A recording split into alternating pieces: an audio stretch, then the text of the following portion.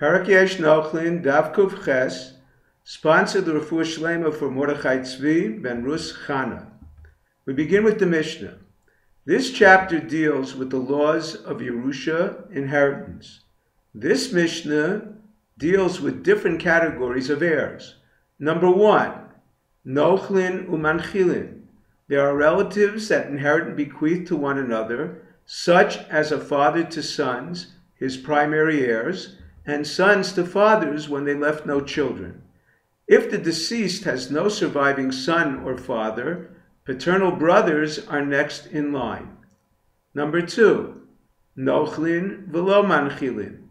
One inherits his mother, wife even if she has sons, and his mother's brother if she inherits him. When she dies, her son inherits her. In all these cases, he does not bequeath to them. Maternal relatives. Number 3, manchilin v'lo nochlin. A mother, wife, and a mother's brother bequeath, but do not inherit. Number 4, lo nochlin v'lo manchilin. Maternal brothers do not inherit or bequeath. The Mishnah begins with ha'av es habanim. A father inherits a son rather than a son inherits a father. The Gemara questions this on 2 counts. Number 1, why would the Mishnah begin tragically? A son predeceasing a father. Number 2, the Torah, when presenting lines of inheritance, begins ish ki yamus uvein ein lo. The first reference is the son inheriting his father. The resolution.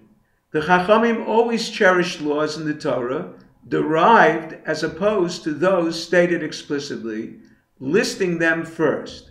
A father inheriting a son is one of these laws. A proof. The verse states, Im ein achim le'aviv, unesatem lishero hakarov elav.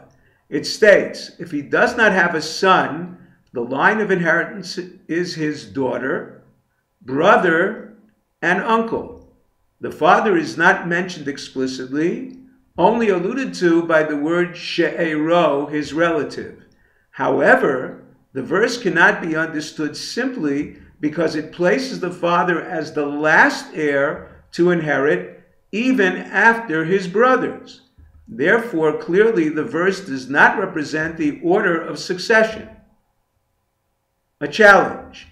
The father's place in the line of succession is after his grandson, before his other sons, brothers of the deceased. However, once the verse is out of order, how do we know the father is not first in line? The resolution. The verse states, Lish'ero hakarov. Closeness determines succession of inheritance. The Gemara brings 2 proofs the son is the closest heir.